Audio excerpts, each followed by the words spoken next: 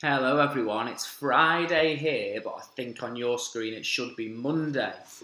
We're going to carry on reading Harry Potter and the Philosopher's Stone. We're on chapter 12, I think. Yeah, so we're going to finish chapter 12 today. Harry has been, he's got his invisibility cloak, hasn't he? And on the way back from the library, Filch and Snape were kind of following him, but obviously they couldn't see him because he had his invisibility cloak. And he went into a room, didn't he? And he saw the mirror, and he looked in the mirror and he saw the whole Potter family behind him in the mirror, but they weren't there in real life. And he's just told Ron about it, and I think they're going to go back to have another look in the mirror the next night. So let's finish chapter 12. What Harry feared most was that he might not be able to find the mirror room again. With Ron covered in the cloak too, they had to walk much more slowly the next night. They tried retracing Harry's route from the library, wandering round the dark passageways for nearly an hour. "I'm freezing," said Ron. "Let's forget it and go back." "No," Harry hissed. "I know it's here somewhere." They passed the ghost of a tall witch gliding in the opposite direction, but saw no one else. Just as Ron started moaning that his feet were dead with cold, Harry spotted the suit of armour. "It's here! Just here, yes!" They pushed the door open. Harry dropped the cloak from round his shoulders and ran to the mirror. There they were. His mother and father beamed at the sight of him. "See?" Harry whispered. "I can't see anything." Look!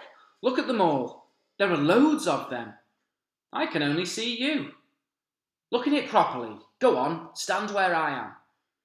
Harry stepped aside, but with Ron in front of the mirror, he couldn't see his family anymore. Just Ron in his paisley pyjamas. Ron, though, was staring, transfixed at his image. "Look at me," he said. "Can you see all your family around you?" "No. I'm alone, but I'm different. I look older, and I'm head boy." "What?" "I am. I'm wearing the badge like Bill used to, and I'm holding the Cow's cup, and the Quidditch cup. I'm Quidditch captain too." Ron tore his eyes away from this splendid sight to look excitedly at Harry. "Do you think this mirror shows the future?" "How can it? All my family are dead." "Let me have another look." "You had it to yourself all last night. Give me a bit more time." "You're only holding the Quidditch cup. What's interesting about that? I want to see my parents." "Don't push me." A sudden noise outside in the corridor put an end to their discussion. They hadn't realised how loudly they had been talking. "Quick!"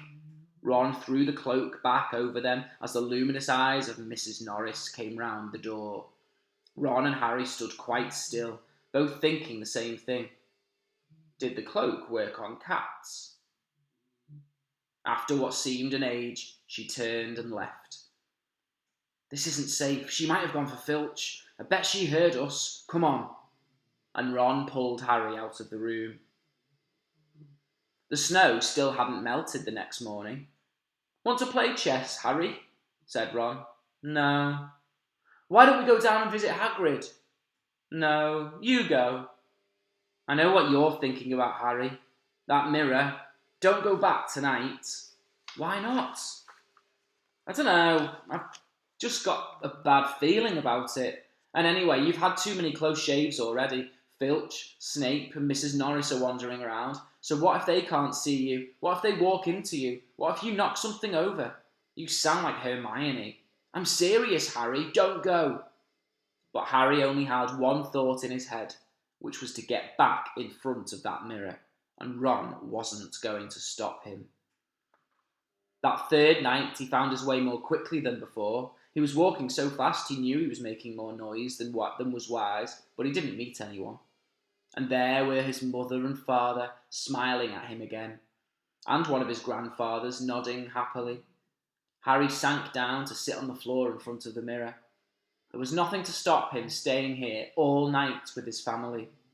Nothing at all. Except, "So, back again, Harry?" Harry felt as though his insides had turned to ice. He looked behind him.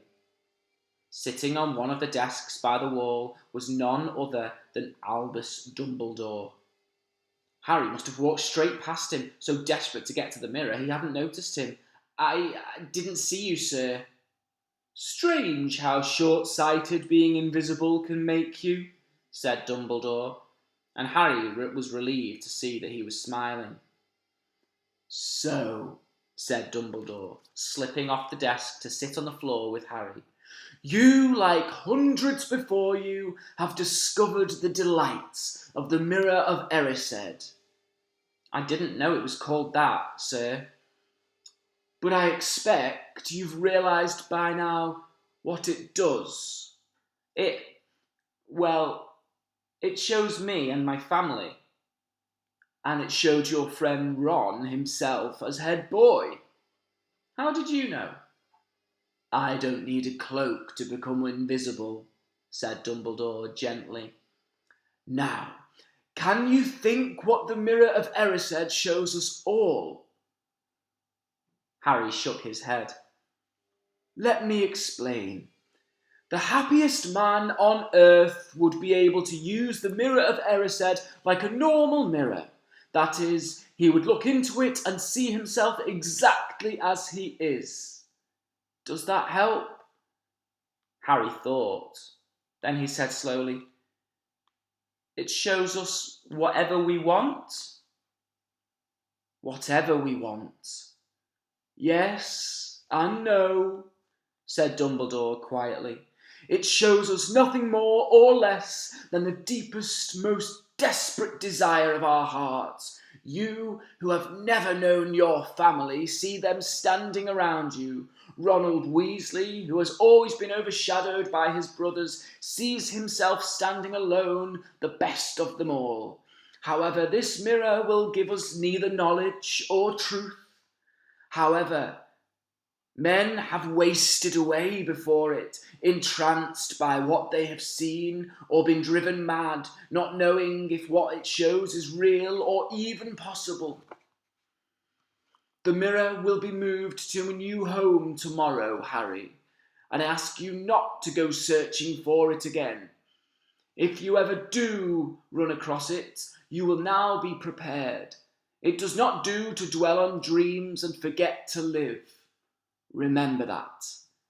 Now, why don't you put that admirable cloak back on and get off to bed?"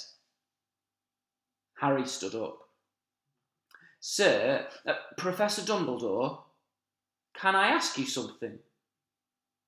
"Obviously. You've just done so." Dumbledore smiled. "You may ask me one more thing, however. What do you see when you look in the mirror?" "I see myself holding a pair of thick woolen socks." Harry stared. "One can never have enough socks," said Dumbledore.